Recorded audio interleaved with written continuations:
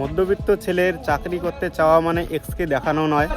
অনেকেই বলে যে চাকরি নাকি এক্সকে দেখানোর জন্য। এক্সকে দেখানোর জন্য চাকরি নয় বন্ধু।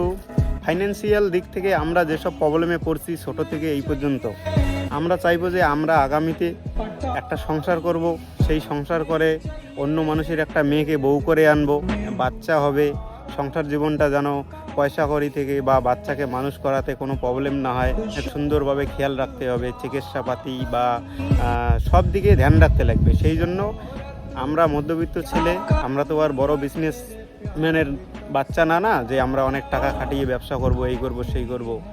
হ্যাঁ, কিন্তু কমসে কম তো আমরা পড়াশুনো করে যদি একটা চাকরি পাই তাহলে তো আমরা মোটামুটিভাবে একটা সংসার করতে পারবো। বাস এতটুকুই দায়িত্ববোধ হিসেবে আমরা নিজেকে তৈরি করতে চাই। এর জন্য চাকরি করতে চাওয়া আমিও বা বন্ধু তোমরা আছো তোমরাও। তো এতটুকুই বলার ছিল।